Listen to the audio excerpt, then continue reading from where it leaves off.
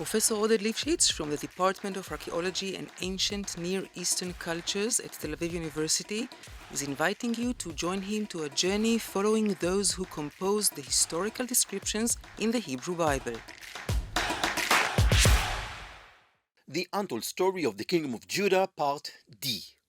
The Untold Stories of the Kingdom of Israel, Chapter 11. The Untold Story of the Last Days of the Kingdom of Israel.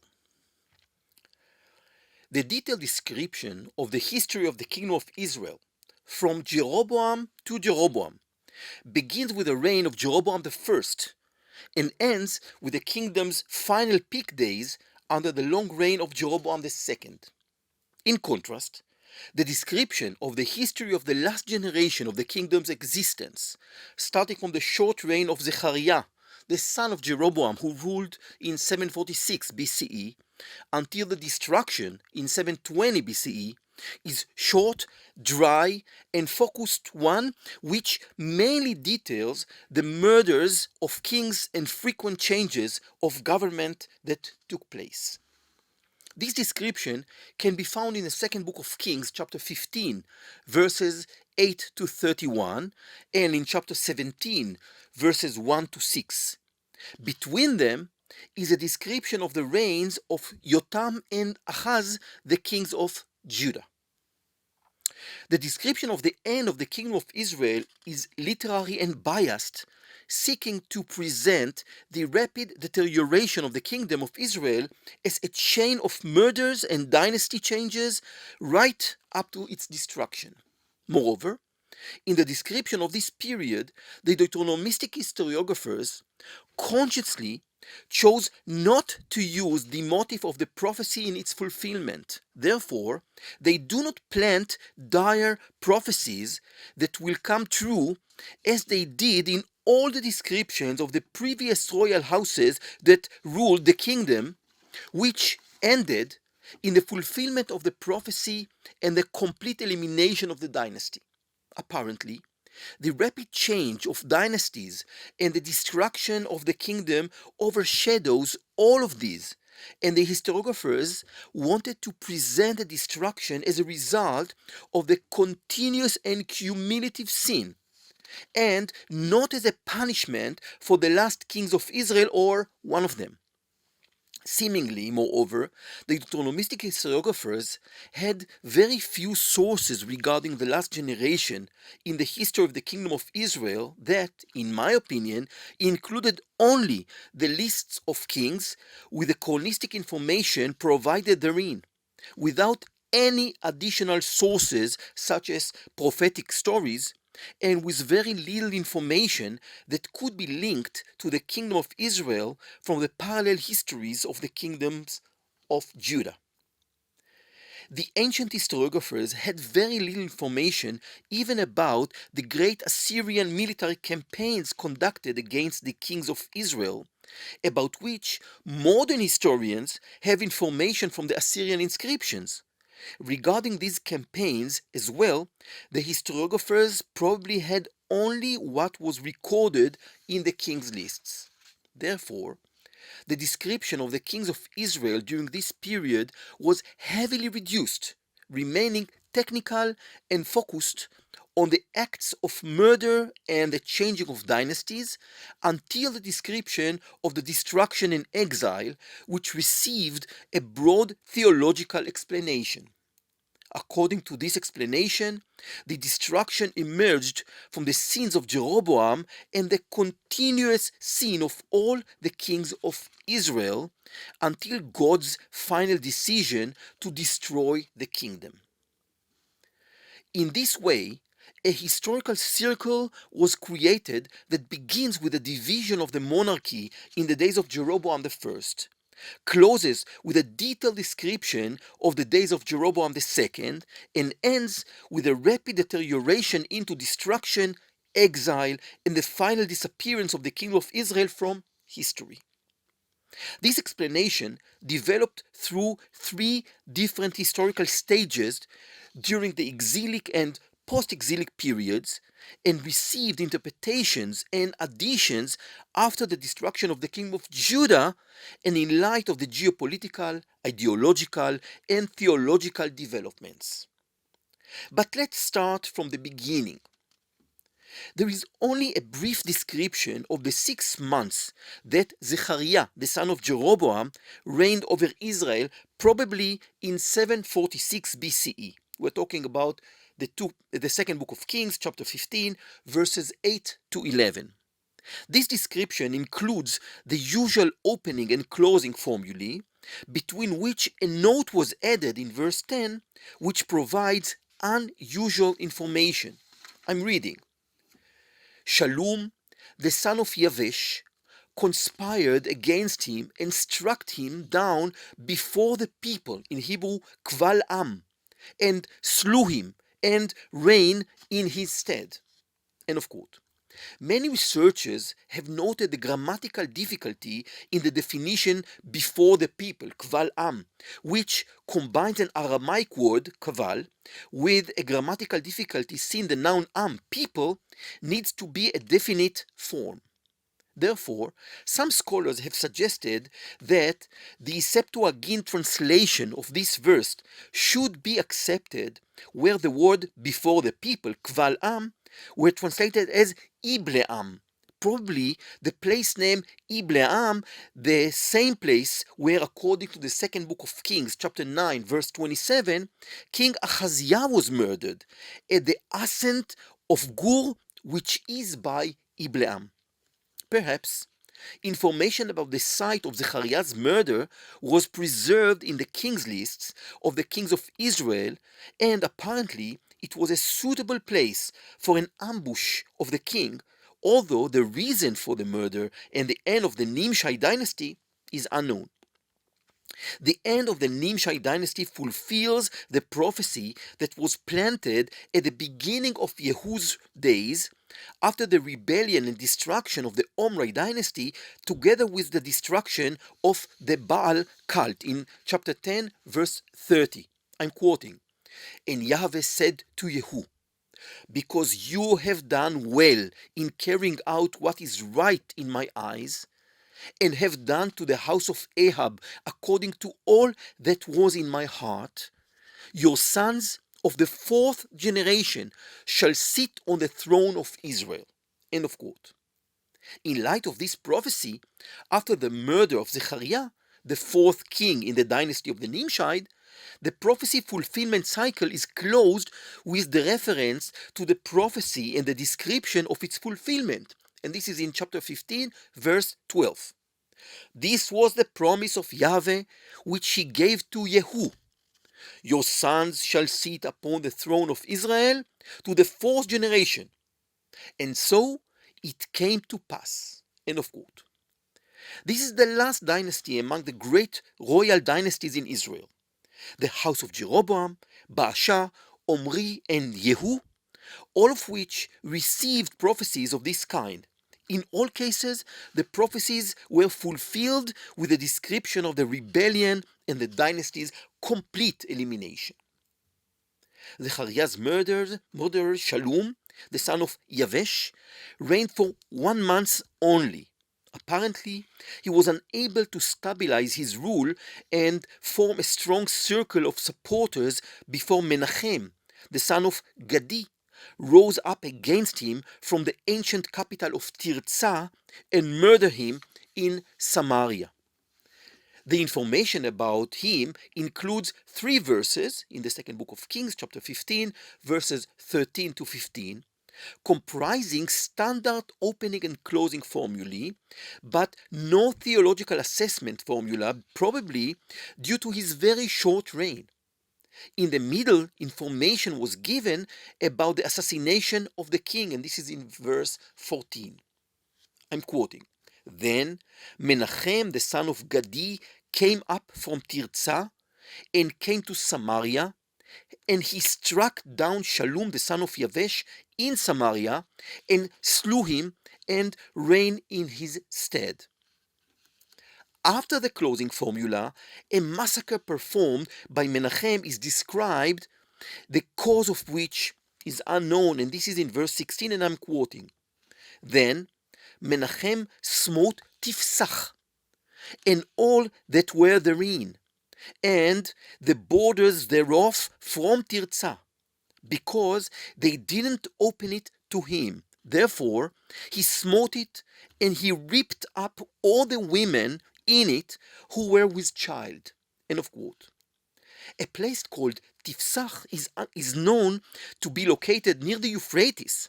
Therefore, most scholars prefer the version again of the Septuagint translation, which state that then Menachem smote Tapuach. Tapuach is mentioned 4 times in the book of Joshua as an Ephrathite city in the inheritance of the tribe of Menashe. Further evidence of the special cruelty described in this verse can be found only in Amos chapter 1 verse 13 in the description of the cruelty of the Ammonites, and I'm quoting, "Thus says Yahweh, for 3 transgressions of the Ammonites and for 4 I will not revoke the punishment, because they have ripped up women with child in Gilead, that they might enlarge their border." End of quote.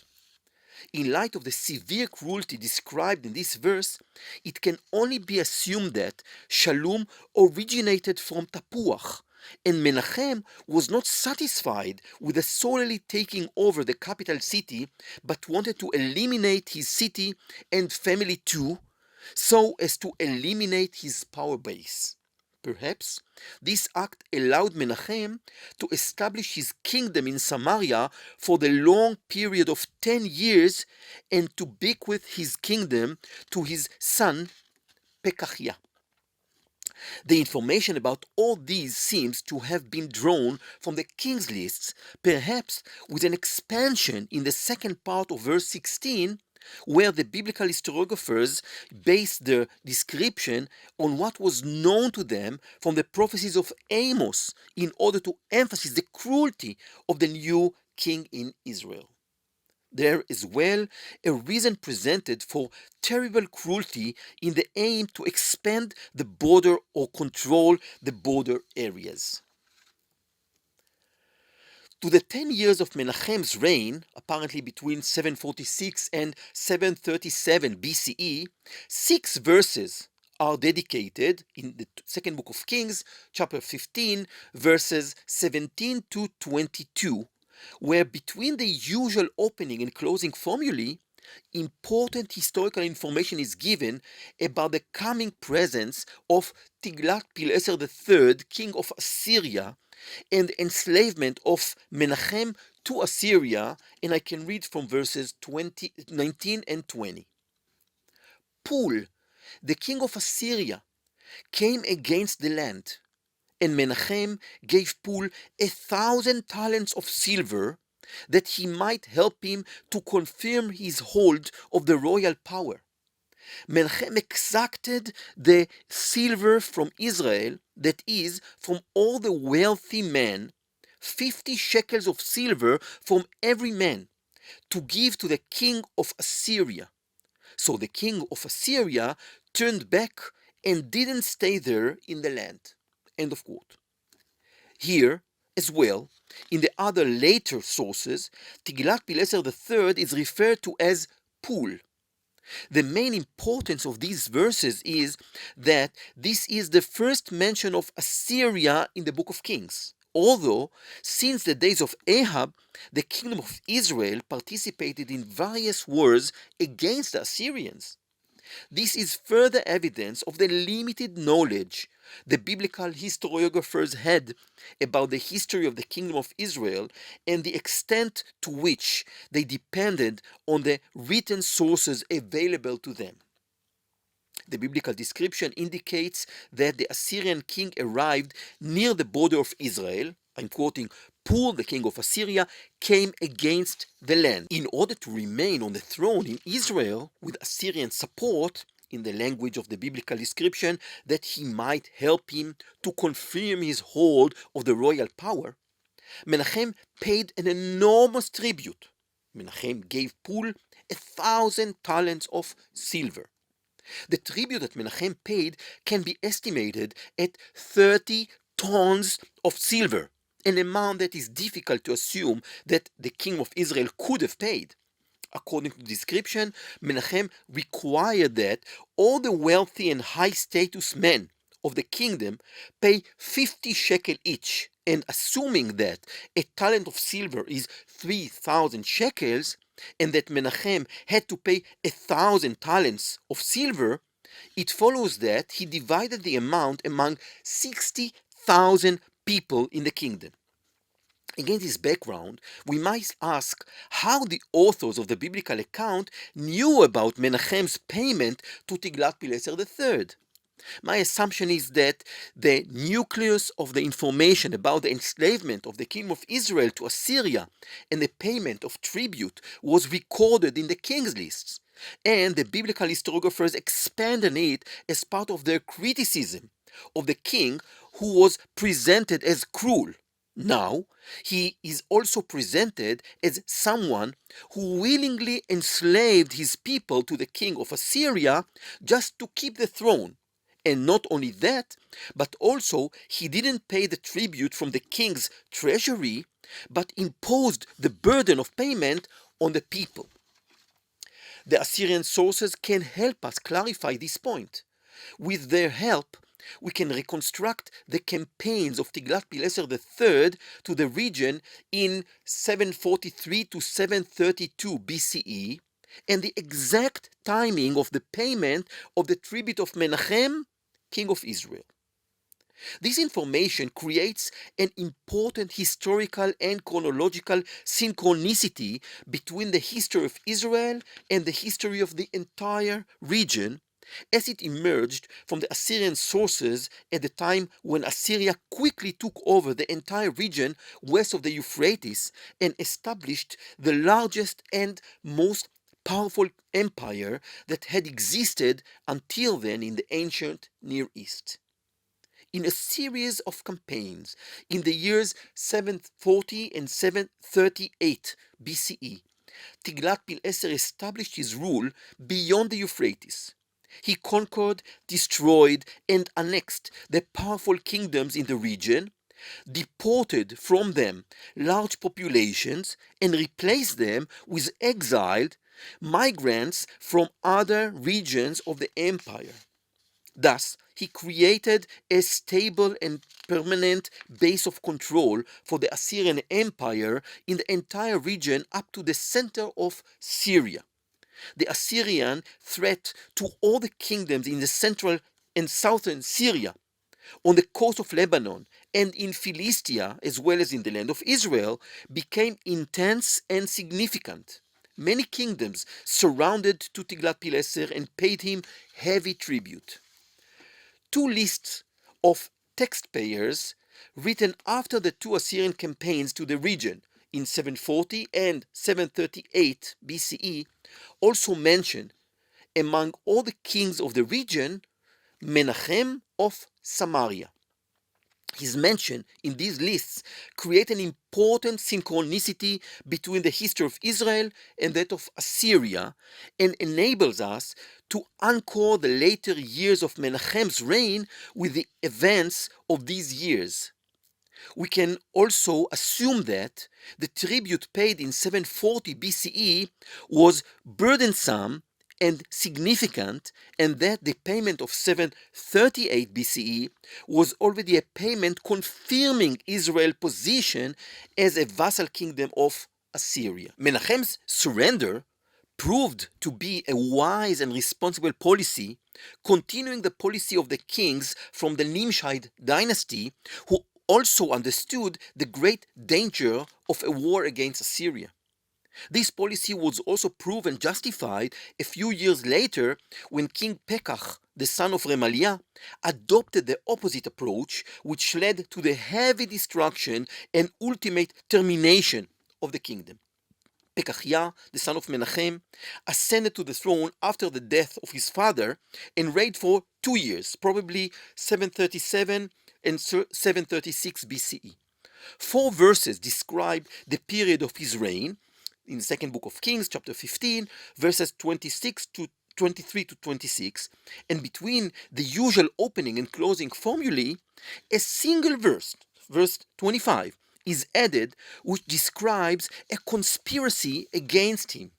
I'm quoting, "And Pekach the son of Remaliah, his captain, conspired against him with 50 men of the Gileadites, and slew him in Samaria, in the citadel of the king's house. He slew him and reigned in his stead." End of quote. The conspirator, Pekach, the son of Remaliah, is defined as king's captain, Shalisho, a title that is mentioned a few times alongside the kings in Israel. Apparently, he was a military man close to the king, perhaps the third Shalish, most important of the ministers. This closeness to the king allowed Pekach to plan the rebellion and assassinate the king in his palace in Samaria with the help of 50 mercenaries from Gilead. The information about this conspiracy was likely written in the king's lists, from which it was available to the biblical historiographers. 5 verses are dedicated to the reign of Pekach, the son of Remaliah, and this is in the first book of Kings, chapter 15, verses 27 to 31. According to the usual opening formula, he came to power in the 52nd year of Uzziah, king of Judah, and reigned for 20 years. However, it appeared that he was a king for 5 years overall, because he is described as Pekhiah's captain, who ascended to the throne after the rebellion he staged against him in 736 BCE. And as we'll see below, Pekach was likely killed either in the Assyrian campaign of 732 BCE or in the rebellion of Hoshea, the son of Elah, that took place that same year. Researchers have made various proposals to explain this contradiction, and there is no accepted solution yet. Even if the king's list include the years of his reign starting from the end of the Nimshai dynasty in 746 BCE until Hoshea's ascension to the throne in 732 BCE, or until even the destruction of the kingdom in 722 BCE, then it is a few years less or a few years more than the length of his reign according to the opening formula, which stand at 20 years. One can also learn about the time of Pekach's ascension to the power from the information about his close cooperation with Rezin, king of Aram Damascus. If Pekhiah continued the conciliatory policy of Menachem, his father, it would have been in Rezin's interest to remove and replace him with a candidate who would join the regional anti-Assyrian alliance forged after the Assyrian campaigns of 740 and 738 BCE and before the series of campaigns that began in 734 BCE. The inscriptions of Tiglath-Pileser III indicate that the Assyrians had considered Gilead to be an Aramean territory. If this is the case, then we might assume that Rezin, king of Aram Damascus, captured Gilead in these very years before the Assyrians' arrival in the region, and that this was already the reality they met and knew. In light of the biblical description of the Gileadites' part in the rebellion, although no mention is made of this in the biblical descriptions, it seems that Rezin was the one who initiated the rebellion and sent the 50 Gileadites to Samaria.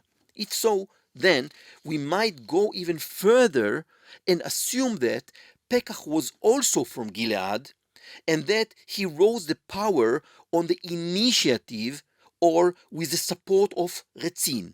Needless to say, there is no evidence of any of this in the biblical descriptions of this period, but we can even further assume that after Rezin succeeded in adding the kingdom of Israel to his anti-Assyrian alliance, he decided to try to recruit the kingdom of Judah to it as well.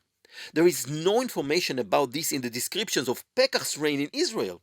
However, information on the actions of Rezin and Pekach and on the existence of the Syro-Ephratite alliance against the kingdom of Judah is found in the book of Kings description of the reigns of Yotam and Ahaz, the kings of Judah. There is also much information on this topic in the book of Isaiah and in the Assyrian inscriptions.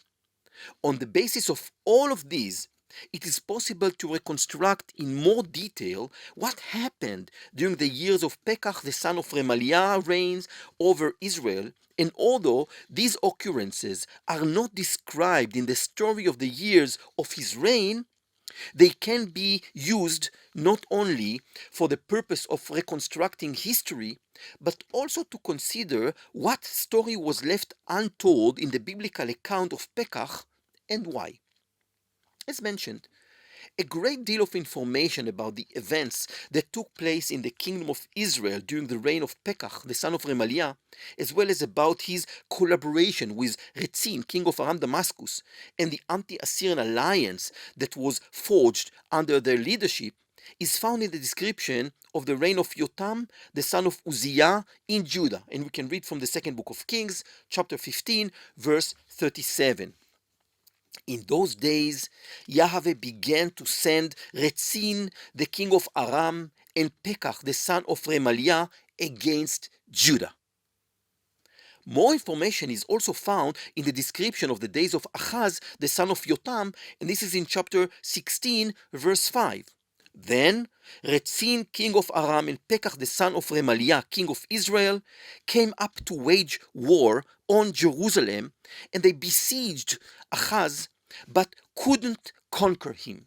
End of quote. Additional details about the events of these years are mentioned in the stories surrounding Isaiah's prophecies and in the prophecies themselves. And I can read from chapter 7, verse 1 to 9, and chapter 8, verse 1 to 8. All of this only emphasizes the relatively large amount of information the biblical historiographers had about what was happening in Judah, versus how little they knew about the kingdom of Israel at that time. Of course, this also shows the focus of the stories on Judah, when the kingdom of Israel serves as part of the background setting for the events that took place in Judah. In any case, this information indicates that, given the strengthening of Tiglath-Pileser III and his campaigns to the northern and central Syria in 740 and 738 BCE, a regional anti-Assyrian alliance was forged, apparently under the leadership of Rezin, king of Aram Damascus, and his main ally, Pekach, the son of Remaliah, king of Israel, with the support of Egypt. The purpose of this alliance was to stop the Assyrians' campaigns into the heart of Syria and towards the land of Israel. When the young Judean king Ahaz refused to join this alliance, Pekach and Rezin waged war on Jerusalem, apparently with the aim of either forcing Ahaz to join the alliance or replacing him with another king who would change Judah's recalcitrant policy and join the regional alliance against Assyria. From the Assyrian inscriptions, it appears that all the regional kingdoms joined the anti-Assyrian alliance except for Judah. Undoubtedly, Damascus and Israel were the main leaders of the alliance, and therefore these kingdoms were also the main targets of the Assyrian campaigns of 734 to 732 BCE, and the ones punished most severely. According to the Assyrian sources, the Assyrians surprised the alliance and launched a military campaign as early as 734 BCE, which passed through the Phoenician coast, the coast of Philistia, and up to the border with Egypt. In this campaign, Gaza was captured and heavily looted. The important Gazan port was integrated into the Assyrian economy, and Tiglath-Pileser placed his inscription in the Brook of Egypt on the empire's border with Gaza. The Assyrian blocked the Egyptian route towards the Levant, prevented any possibility of Egyptian aid, and clarified to all the partners in the anti-Assyrian alliance that Tiglath-Pileser was the initiator and that the other kingdoms would have to defend themselves from him. We can assume that following the campaign of 734 BCE, the anti-Assyrian alliance disintegrated so that in 733, Tiglath-Pileser set out on a campaign against Damascus, won a victory against Rezin's army in the open field, and while besieging Damascus, destroyed many cities and caused great destruction throughout large parts of the kingdom. Damascus itself was conquered the next year in 732 BCE, evidence of which was also preserved in the description of the history of King Ahaz in the second book of Kings, chapter 16, verse 9, and I'm quoting, "The king of Assyria marched up against Damascus and took it, carrying its people captive to Kir, and he killed Rezin." From the Assyrian sources, it appears that all the territories of the kingdom were annexed to Assyria, on the ruins of which 3 provinces were founded. That same year, still in 732 BCE, the kingdom of Israel also took a severe hit. This blow is described in the description of the days of Pekach, comprising the only information offered regarding his reign, and this is in chapter 15, verse 29. I'm quoting, "In the days of Pekach, king of Israel, came Tiglath-Pileser, king of Assyria, and took Iyon, and Abel Bet Ma'acha, and Yanoach, and Kedesh, and Chatzor, and Gilead, and Galilee, and all the land of Naphtali, and he carried them captive to Assyria." End of quote. In contrast to the places mentioned in the biblical description, which are all located in the Upper Galilee, the Assyrian sources mention various places that were occupied in the Lower Galilee and in the area of the Hanaton Valley, currently today in the valley of Beit Netophah, and in the Jezreel Valley.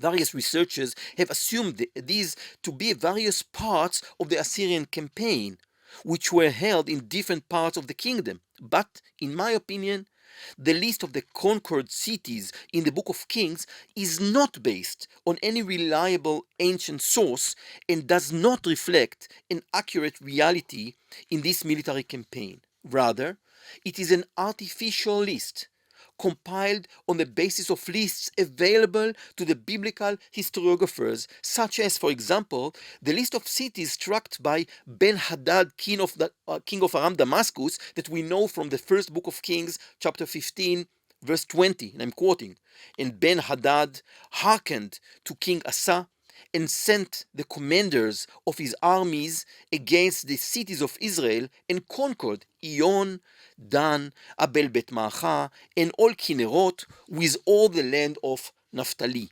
End of quote. According to the Assyrian inscriptions, large parts of the kingdom were destroyed, annexed to Assyria, and on the territories of the kingdom, Assyrian provinces were established along the coast. This is the province of Dor, and in the Galilee and the Jezreel Valley, and this is the province of Megiddo. Many exiles were taken from the conquered territories, and the territory of the kingdom was reduced and limited to the Samaria region. The Assyrian sources also describe the king's fate. "Pekach, their king, has passed away.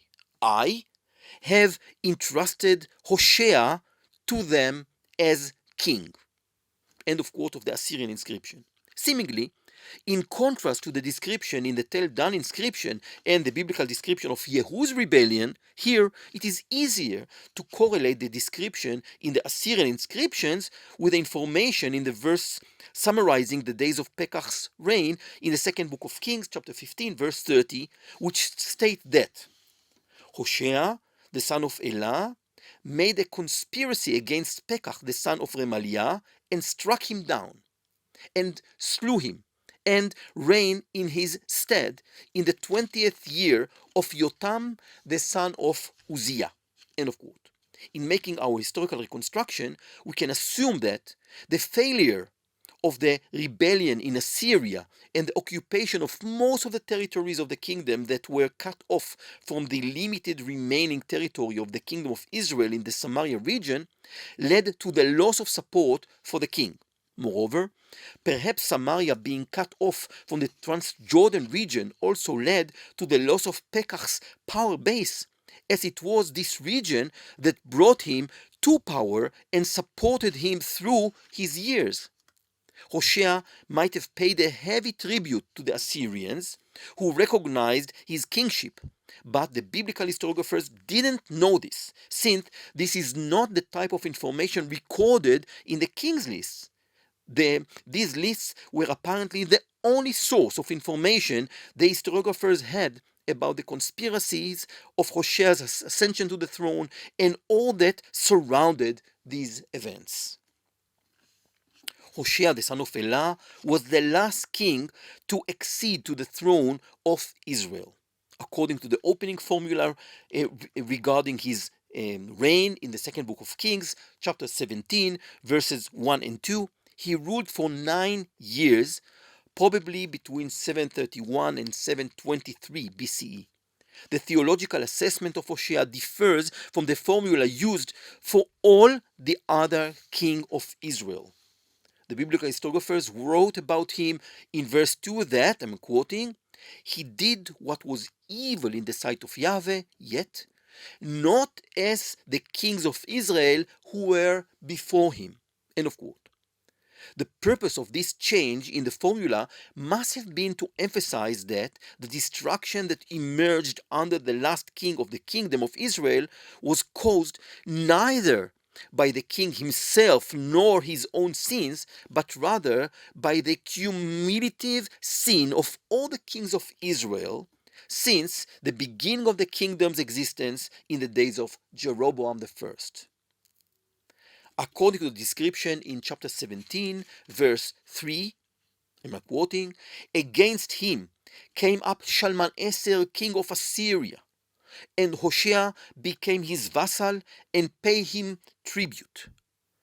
End of quote. The Assyrian sources clarify that Tiglath-Pileser died in 727 BCE, and his son Shalmaneser V succeeded him and reigned until 722 BCE. However, no Assyrian inscriptions were discovered from his short reign to enable a reconstruction of the history of the Assyrian Empire during this period. It seems that after his accession to the throne, Shalmaneser V set out on a westward campaign where he received Hoshea's tribute.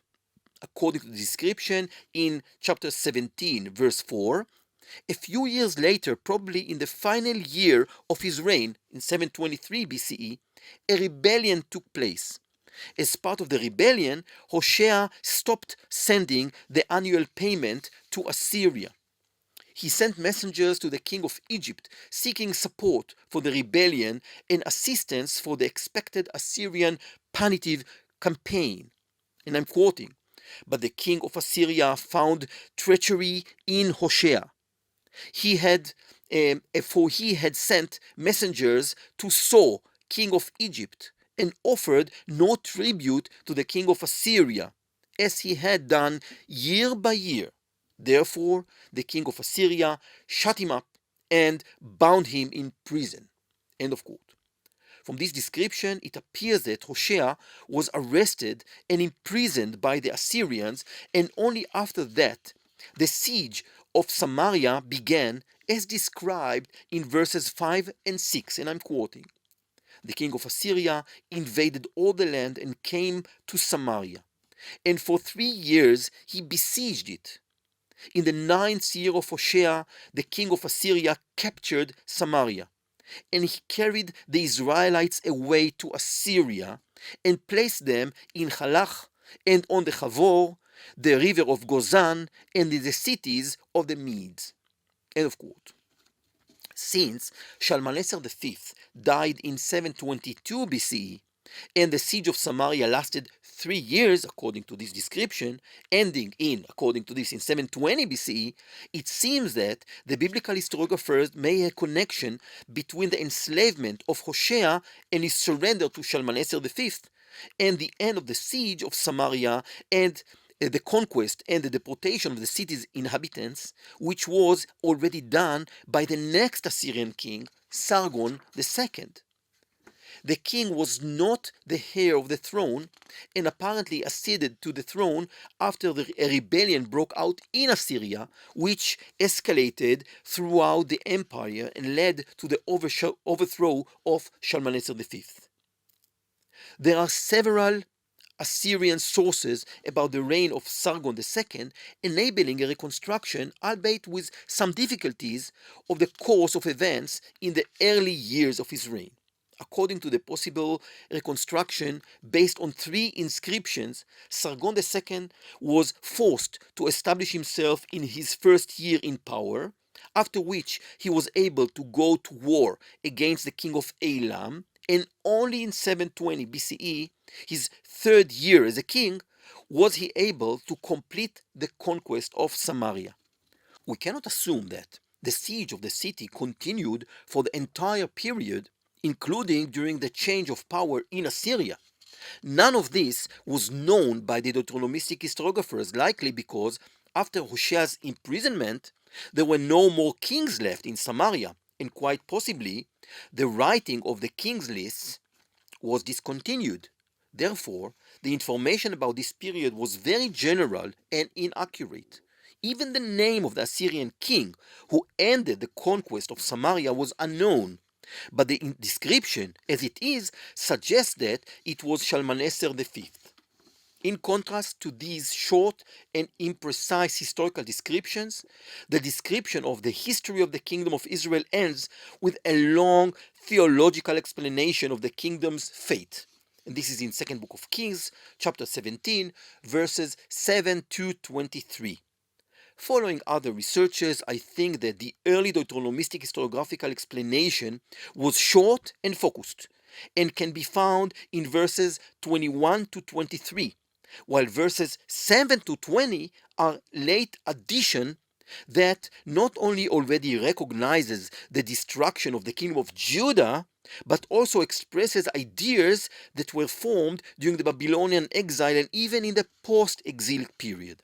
Thus, for example, the condemnation of this addendum is directed towards the people and not towards the kings. Yet, the common practice in the writings of the Deuteronomistic historiographers was to place the blame on the kings who represented the people and whose actions caused the general public to sin. Notably, following this later addition, an even later addition was added, and this is after the early Deuteronomistic explanation in verses 24 to 41, offering a very sharp polemic against the Samaritans, who in the days of the Persian period became bitter rivals of the inhabitants of the province of Judah. The rivalry emerged, among other causes, from the identity conflicts of the inhabitants of the two provinces and over the Israelite identity of the inhabitants of Samaria. The original Deuteronomistic theological explanation in verses 21 to 23 closes the first and ancient circle of the prophecy and its fulfillment, which opens immediately after Jeroboam acceded to the throne. Following on from Achiah's prophecy speech to Jeroboam's wife in the first book of Kings, chapter 14, verse 7 to 14, in which he predicts the end of the dynasty as a speech that opens a concise circle of prophecy and its fulfillment that deals with the fate of Jeroboam's house, in verses 15 and 16, Achiah's prophecy concludes with a description how the entire kingdom will end. And I'm quoting, Yahweh will smite Israel as a reed is shaken in the water, and root up Israel out of this good land which he gave to their fathers, and scatter them beyond the Euphrates, because they have made their Asherim, provoking Yahweh to anger. And he will give Israel up because of the sins of Jeroboam, which he sinned and which he made Israel to sin. End of quote. This historiographical cycle of the prophecy and its fulfillment is closed in the second book of Kings, chapter 17, verses 21 and 23, according to which, and I'm quoting, when he had turned Israel from the house of David, they made Jeroboam the son of Nebat king. And Jeroboam drove Israel from following Yahweh and made them commit great sin. The people of Israel walked in all the sins which Jeroboam did not depart from them until Yahweh removed Israel out of his sight, as he had spoken by all his servants the prophets. So Israel was exiled from their own land to Assyria until this day. This chapter, as well as the entire fourth part of the podcast, which deals with untold stories about the history of the kingdom of Israel, can be summarized by saying that the biblical historiographers had very few sources of information regarding the history of the northern kingdom, and what was left untold in their descriptions was mainly due to lack of information. Most of the information at the historiographer's disposal seems to have been taken from the king's lists, which offer the skeleton of the description, the basis for the calculation of the synchronisms with the kings of the king of Judah, and the documentation of the main events, mainly including murders of kings, change of dynasties, enslavement to large kingdoms, and apparently also few other technical details. Additional information could be found in the descriptions of the days of the kings of Judah, who reigned concurrently with the kings of the kingdom of Israel, from which they could have extrapolated their histories.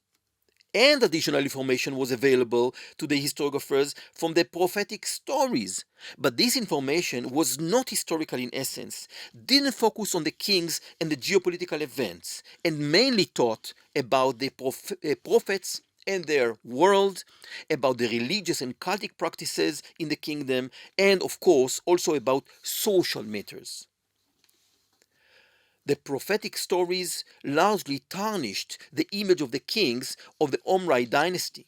Still, although most of the stories about Elisha were placed in isolation from the historical context in the days of the Omride so as to preserve the continuity and connection between Elijah and Elisha, they do provide valuable information about the Nimshai dynasty and especially about King Joash.